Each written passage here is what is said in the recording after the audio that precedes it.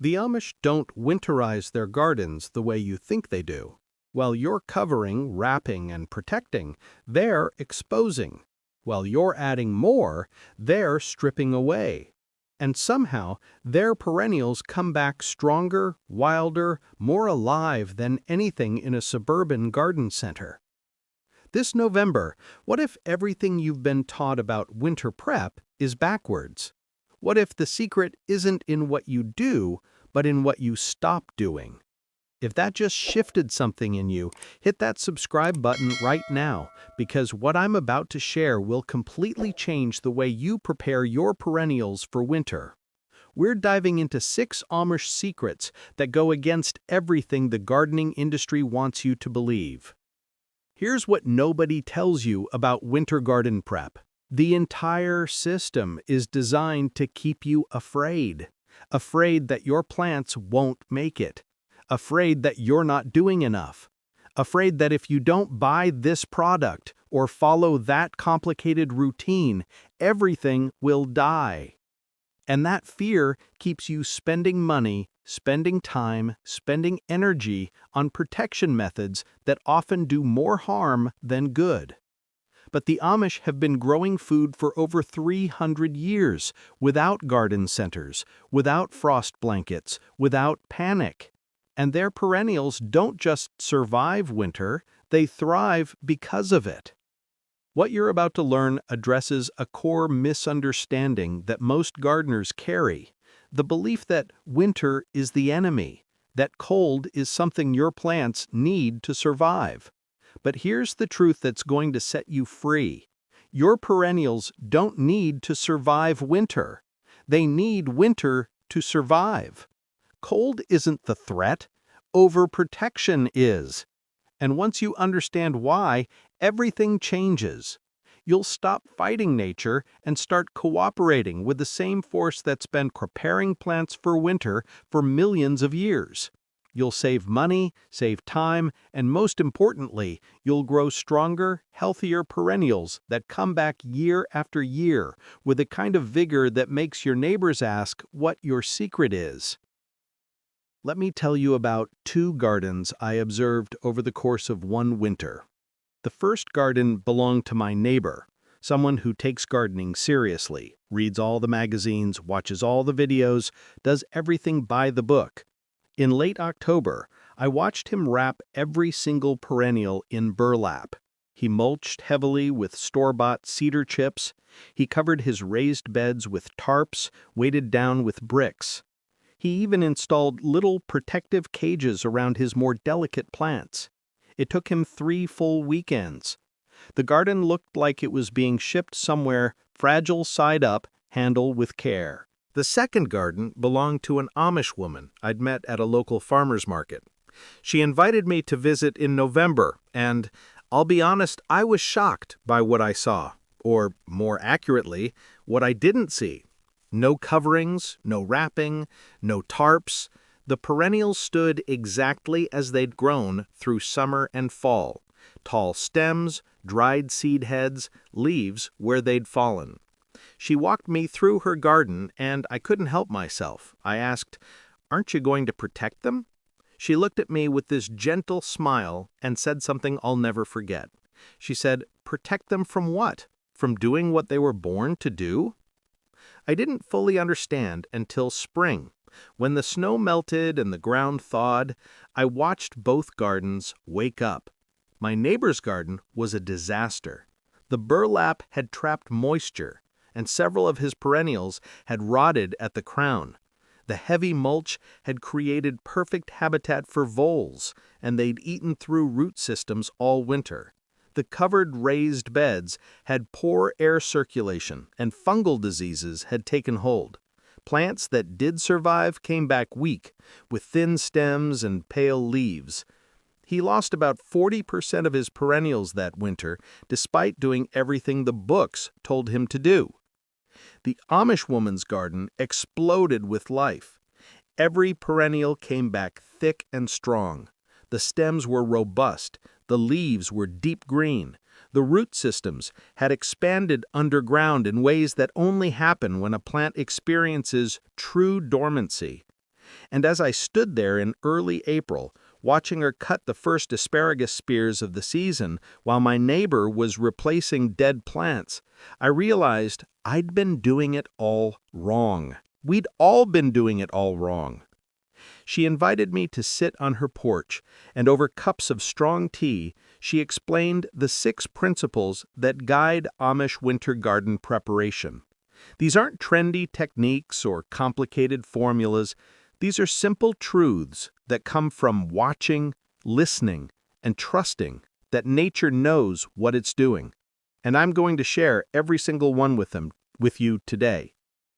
If you're starting to feel that relief, that sense of, oh, maybe I don't have to work so hard, maybe there's a simpler way, subscribe to this channel. Drop a comment and tell me what you've been doing to winterize your perennials, because I guarantee you, by the end of this video, you're going to see it completely differently.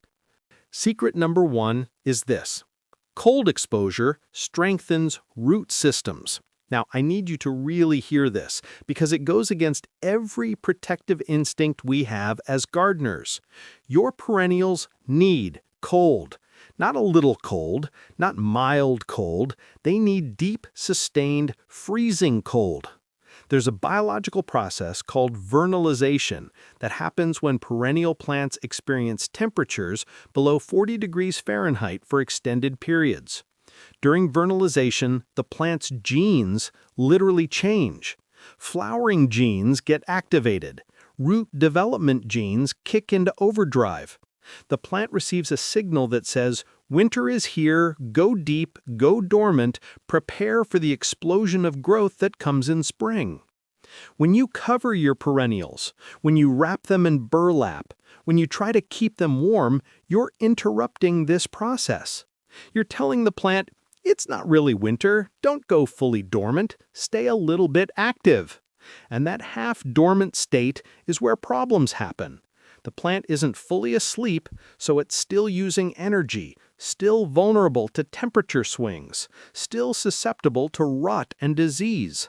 But when you let your perennials experience real cold, they go into deep dormancy. All energy moves down into the roots. The crown hardens off. The plant becomes nearly indestructible. The Amish understand this at a level most modern gardeners have forgotten. They know that a perennial that experiences a proper winter will send roots down twice as deep as a protected plant.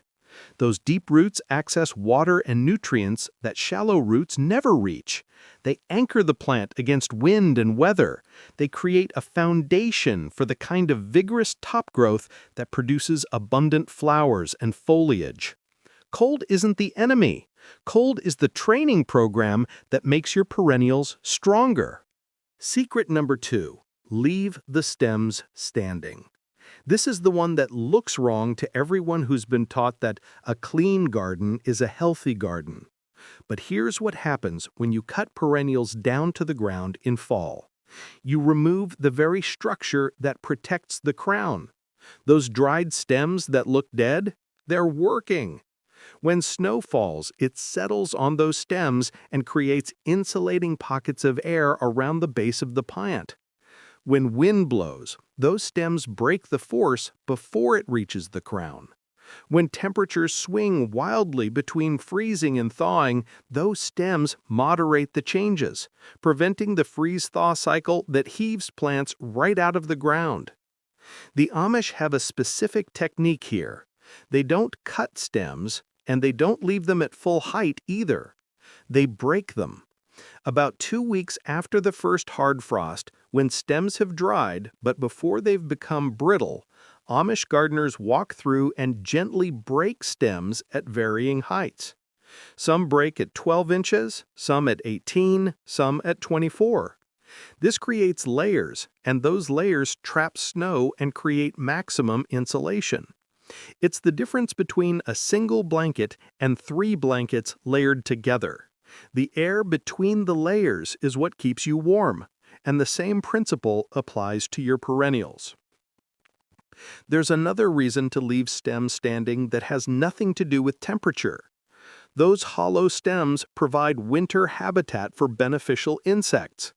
Native bees, particularly ground nesting species, overwinter in hollow plant stems. Ladybugs cluster inside dried seed heads. Predatory insects that eat aphids and caterpillars in summer need somewhere to survive winter so they can protect your garden next year. When you cut everything down and haul it away, you're removing the ecosystem that keeps your garden in balance. The Amish never spray pesticides, and one reason is that their gardens are full of beneficial insects that survived winter in the very plant material that conventional gardening tells you to remove. Secret number 3 might be the most controversial, so stay with me here. Use leaf mulch, not store-bought mulch. I know, you've been told that fresh leaves mat down and suffocate plants, that they harbor disease, that they're messy and unprofessional looking. But the Amish have been mulching with leaves for generations, and their soil is some of the richest, most alive soil you'll ever see. Here's the key.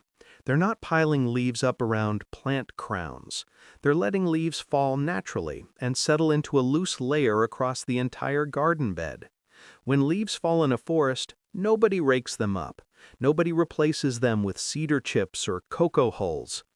Those leaves break down over winter, and by spring, they've become a rich, crumbly layer that earthworms and soil microbes have transformed into pure fertility. The same process happens in your garden if you let it. Leaves from your own property, from trees growing in your own microclimate, contain the exact mix of minerals and carbon that your soil needs. They're free, they're local, they're perfect. The mistake most gardeners make is using too many leaves or using them too early. The Amish wait until after the first frost, when perennials have gone dormant and stems have dried. Then they allow whatever leaves naturally fall onto the garden to stay there. If leaves are especially thick in one area, they redistribute them lightly with a rake, but they never remove them. By spring, those leaves have compacted down to a thin layer that you can plant right through, and underneath, the soil is dark, moist, and full of life.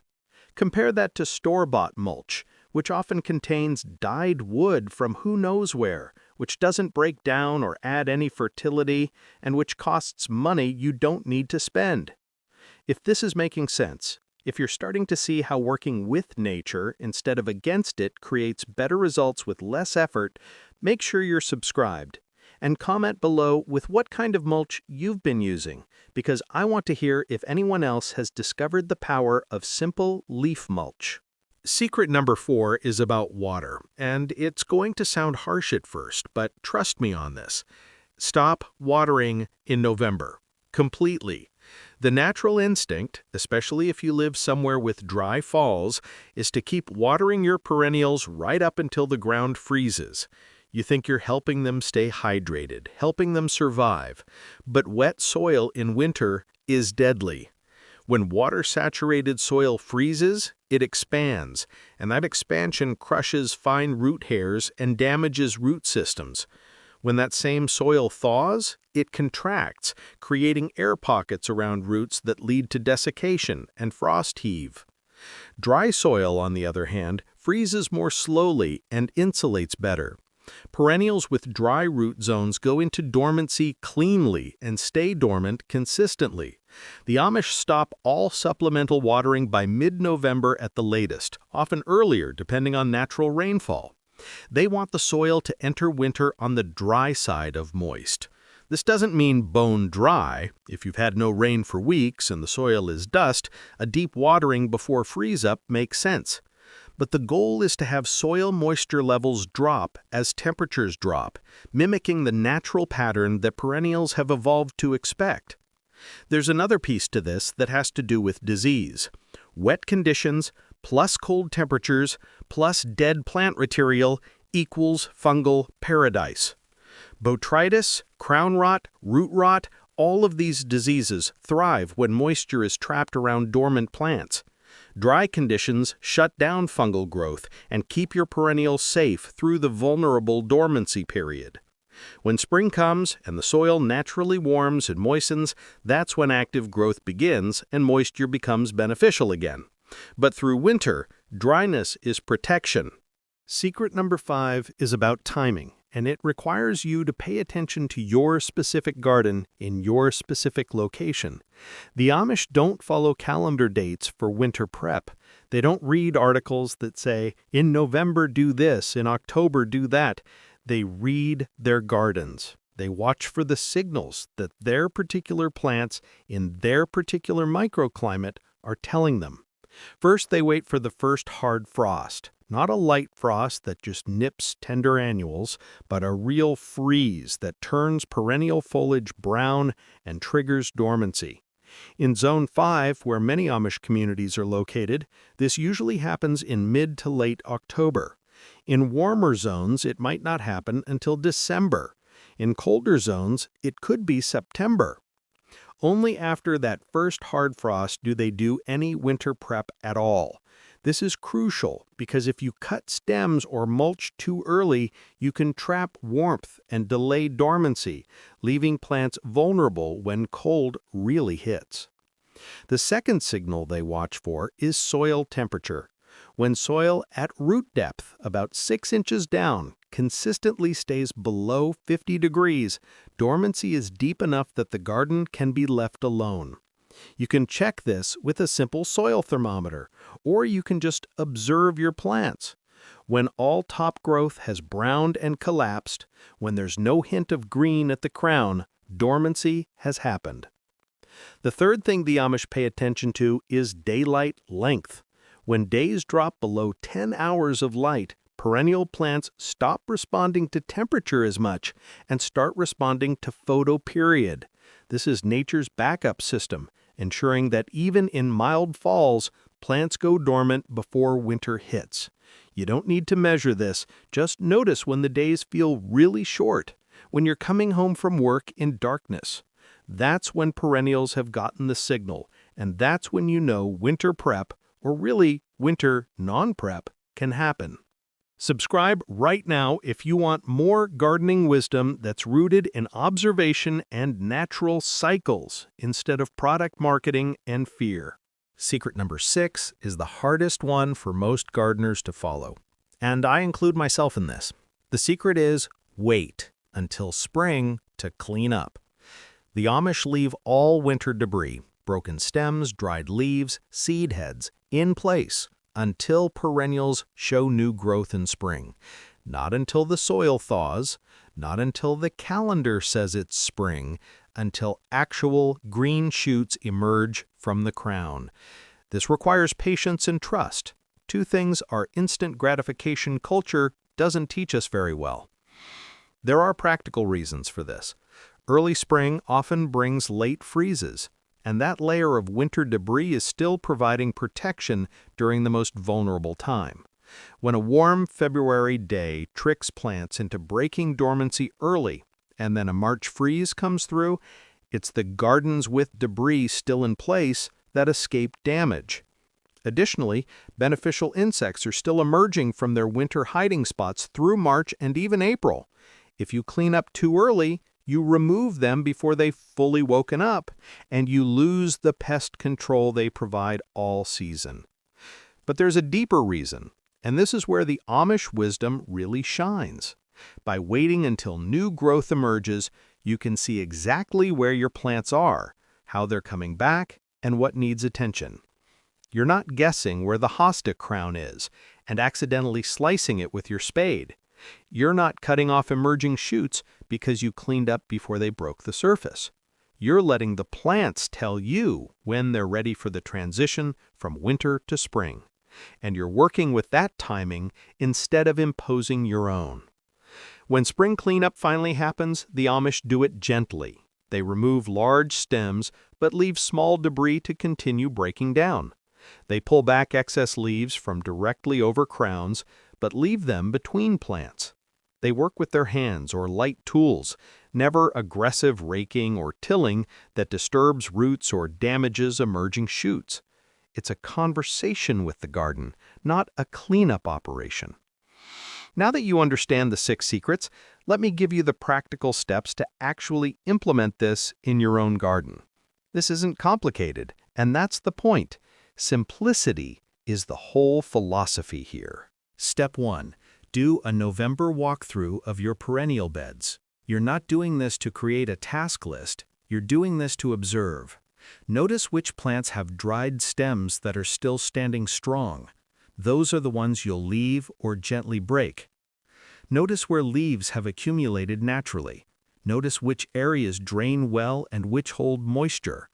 Notice any perennials that seem stressed or diseased. Those might need special attention, like removing infected foliage to prevent disease spread. But for healthy, normal perennials, you're just observing, building relationship, understanding your garden's unique patterns. Step 2. After the first hard frost, go through and break stems at varying heights. Hold the stem about halfway up and bend it sharply until it breaks. Don't twist, don't pull, just bend and break. Leave the broken stem standing. You're not removing anything, just creating that layered structure we talked about. Not every perennial stem needs this. Sturdy stems like Echinacea, Rudbeckia, Sedum, leave those at full height because they stand beautifully through winter and provide the most wildlife habitat. Softer stems like Salvia, Asters, Bee Balm, those benefit from breaking because they'll collapse in the first heavy snow anyway, and breaking them in a controlled way is better than letting them mat down over the crown. Step 3. Redistribute leaves if needed, but don't remove them. If you've got a foot of leaves piled over a small perennial, use your hands or a leaf rake to gently spread them around. You want a loose layer, maybe 2 to 4 inches deep, that will settle and compress over winter. If you don't have enough leaves naturally falling in your garden, bring them in from other parts of your property. Leaves are gold. Treat them that way.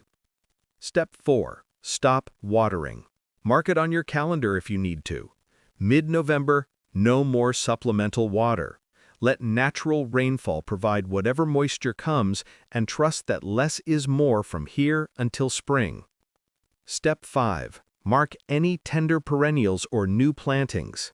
If you have perennials that are borderline hardy in your zone, or if you planted something late in the season that didn't have time to establish, put a simple marker next to it so you remember it's there. You're not covering it or protecting it, but you're noting it so you can check on it in spring and learn whether it made it. This is how you build knowledge about what works in your specific garden. Step 6. Walk away. This is the practice. Resisting the urge to do more, to fix, to protect, to interfere. Once or twice a month through winter, go out and observe your garden. Notice how snow collects on seed heads. Notice bird activity. Are they eating seeds? Are they perching on stems? Notice the beauty of frost on dried foliage. You're not checking for problems. You're learning your garden's winter language, building the kind of intimate knowledge that makes you a better gardener than any book or video ever could. Let me bring this home for you.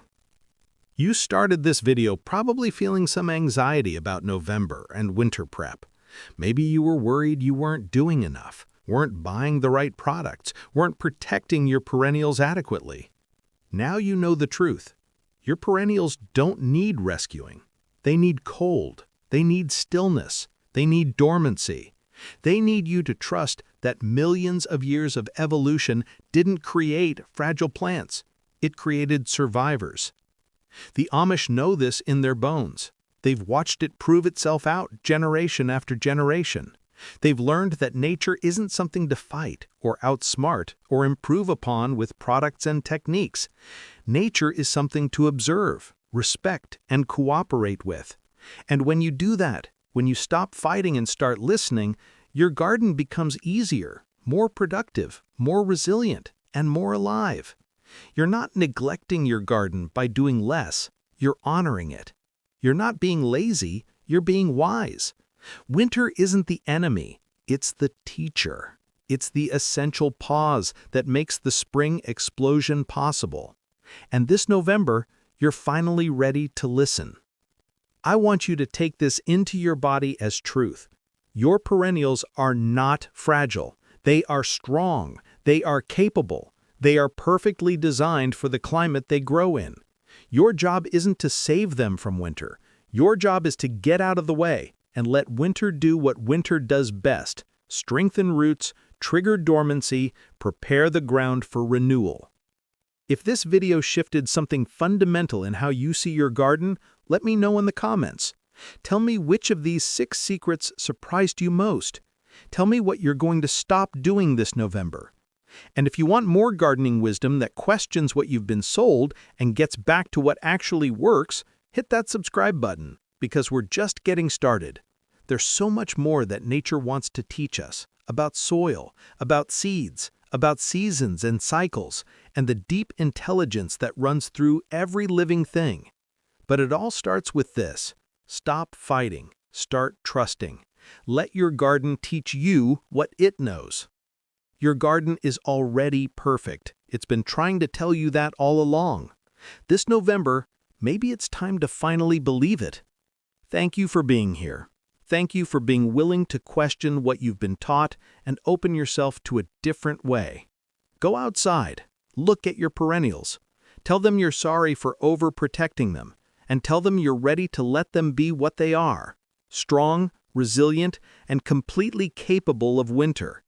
They'll thank you in spring with the kind of growth that makes you wonder why you ever doubted them in the first place.